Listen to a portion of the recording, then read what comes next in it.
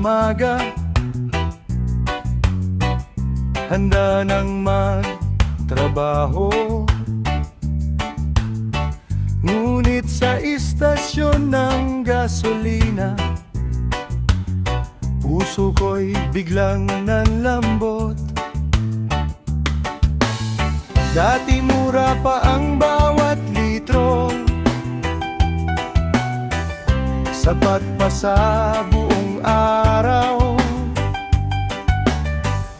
Ngayon ay umaakyat na naman, parang uso ng pag-ibig na hindi mapigil. O gasolina, bakit ka nagmahal ng labis? Dahil sa giyera sa ibang lupain, tayo rin ay nadadapa sa Pilipinas kong mahal.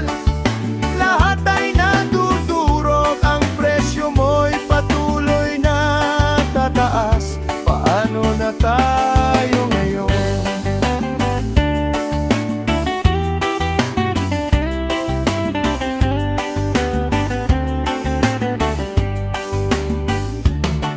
Mga driver ng pampublikong sasakyan, nag-aalala sa kita. Mga magsasakang umaasa sa truck para ihatid ang ani.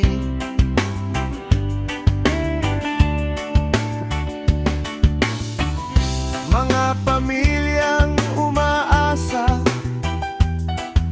sa kotse para makapaghanap buhay. Lahat ay nadadamay sa pagtaas na hindi maipaliwanag.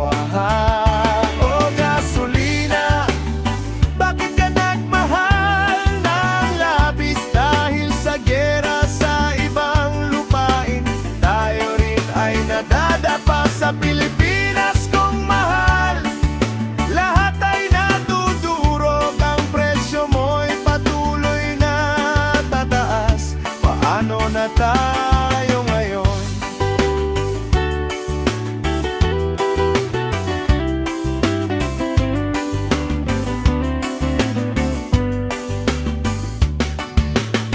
Ang digmaan ng Israel, US at Iran, hindi naman tayo kasali. Ngunit ang epekto nito'y nararamdaman natin dito sa ating bayan.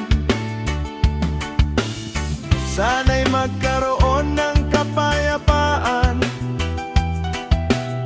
para bumaba rin ang presyo,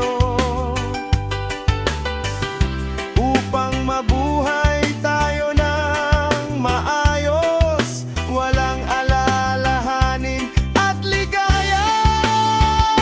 O gasolina, sana'y bumaba ka na naman. Kapag nagkaroon ng kapayapaan, tayo rin ay makakapagbawi sa Pilipinas kong mahal.